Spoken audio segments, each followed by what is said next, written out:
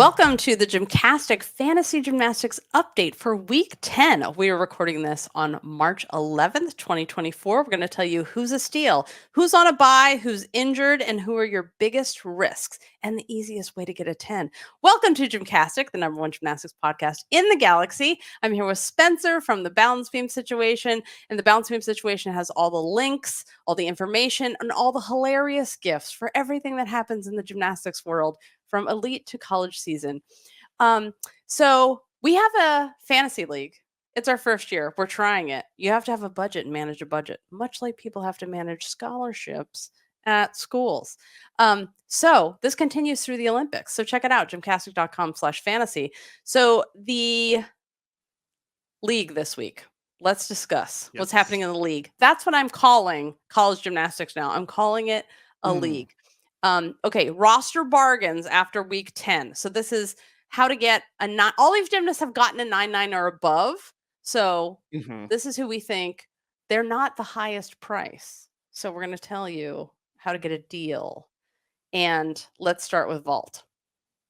Yes. So Savannah Shanehair, we know, has an amazing Yurchenko 1.5, has competed a number of times this season, had kind of a slow start with this vault, but this past week she got that 995 and she's sliding into the vault that we have come to know from her over the years of her doing a very high scoring Yurchenko 1.5.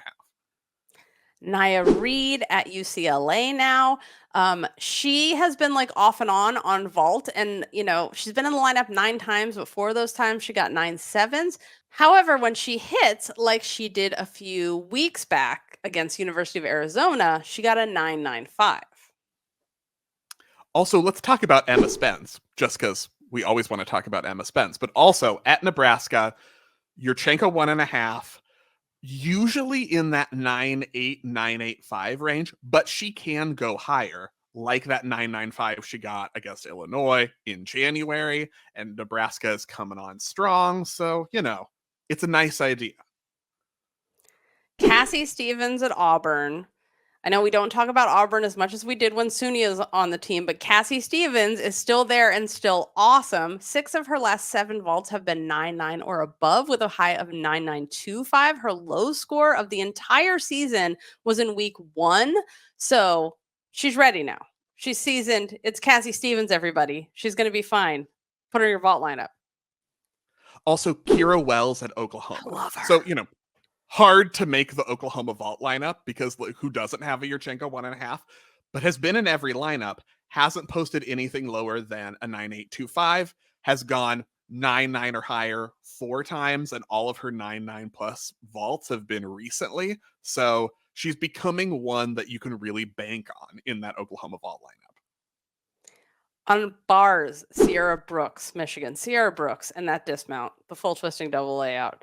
Oh, anyway, see, I could talk about that all day, but we're here to talk about bargains. So she is so consistent on bars. She competed 10 times this season, and 8 of those routines have been 9.9 or above, with 4 9.95s. Those 4 9.95s were all scored in her last 6 routines. I don't know if you've met Sierra Brooks, but she's like super consistent all the time. She's a national champion. That's Sierra Brooks. Let's also talk about Luisa Blanco's bars, because we're going to focus on her vault and floor, because those were the ones that got 10s this week, which is, if you don't know, the highest score you can get. But bars. She's ranked 14th on bars, which missed 1 meet, which made me, concerned about having her in the lineup, relying on her. But in her 9 routines this year, over half have been above 9.925. She has 2 9.95s in the last 3 weeks. And, if you haven't seen her do gymnastics, there aren't like built-in deductions in her routines because of form. Oh, Carly Bauman, Michigan. So she's currently ranked in the top 20 on bars. She's been in the Michigan bars lineup every week and has gone 9.9 or more in over half of those routines, with a high of 9.95 multiple times. Mia Takakawa, Illinois. So she's into the top 25 on bars. There are kind of some off weeks that drag down her average because she has 4 routines that are 9.775 or lower this season. So it's a gamble. But when it pays off, her bar score can be just as good as her beam score, where we always talk about Mia Takakawa, but she is capable of the same thing on bars, and for just 3,000 GymCastic bucks, it could be worth the risk. Ooh. Danielle Sievers at Oklahoma. Danielle has done one thing for the Sooners this season: bars. You know how hard it is to make any lineup at Oklahoma because they've won like a million times uh, every week. And every week she hits. Of course, she does this in the Oklahoma way. Over half of her routines are 9-9 plus with a couple 9-9-5s because you have to be able to get, a 9-9 over a 9-9-5 to make the Oklahoma lineup on anything. On beam, let's talk about Jessica Hutchinson from Denver. Currently ranked in the top 10 on beam, her only 9-9, her only non-9-9 plus routine was in week 1, and her last 6 have been 9-9-2-5 or higher. And that's tough to do on beam. And usually when people do that on beam, they're Reagan Smith or Miley O'Keefe. And you can also have Jessica Hutchinson for 5,000 GymCastic bucks. They're those people, or they're Sylvia Matova's daughter. Back to Cassie Stevens, because we haven't talked about her enough this year at Auburn. This is the week we talk about how good Cassie Stevens is, in case you weren't paying attention before. She's just outside the top 25 on beam and has gone 9-9-2-5 in 2 of her last 3 routines and has a high of 9-9-7-5 this season. Thankfully, I'm also going to use this opportunity to talk about Ira Alexeyeva at Stanford, who is 1, just 3,000 GymCastic bucks for her beam routine, and 2, if you believe in the integrity of the gymnastics being more important for your team, being the most important thing for your team, Ira Alexeyeva and her beam mount and her toes and her elegance, because she's also on kind of a hot streak. Last week against UCLA, she got a 9-9-5. Against Cal, she was 9-9-7-5. So, watch out for Stanford because they just almost got a 198, but for Alexeyeva in particular, because it feels like she's hitting her stride. Victoria Wynn at Florida. How have we not had her on this list before? I don't know if we have. Victoria is another gymnast who seems to be hitting her stride. She's had a rough little, like a transition over at Florida, but this year, whoosh, no problems. Couple 9-7-5s in the first half of the season, but it's safe now to put her back in. She's now posted a 9-9-5 in 2 of her last 3 routines.